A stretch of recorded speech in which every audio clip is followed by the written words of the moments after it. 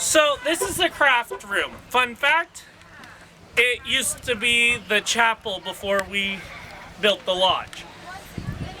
Now, we always keep the craft room just like pretty much everything else at camp locked when we're not using it because kids cannot be in here unsupervised. So you always have a counselor or whoever's running craft room at the time in here.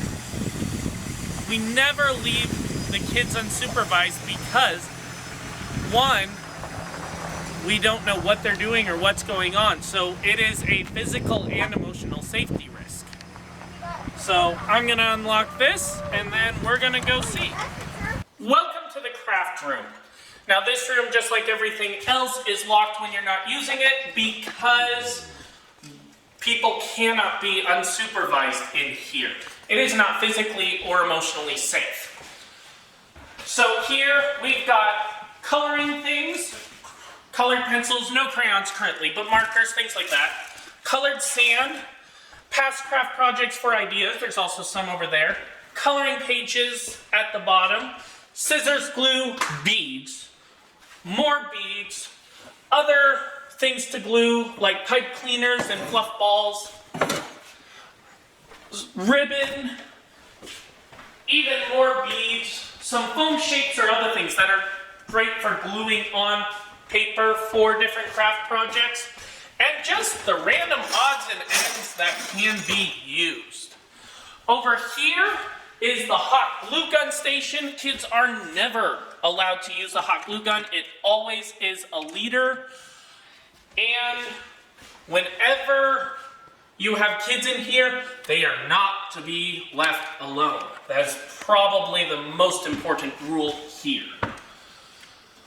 And honestly, there will be a lot of kids in here who don't really enjoy crafts. Sometimes you just have to roll with the punches and let the kids who want to do crafts and try to find something else for the other kids to do.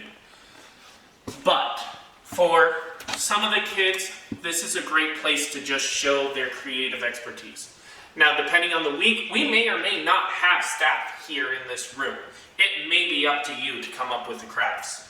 Or we might not do this at all. It always depends on the year.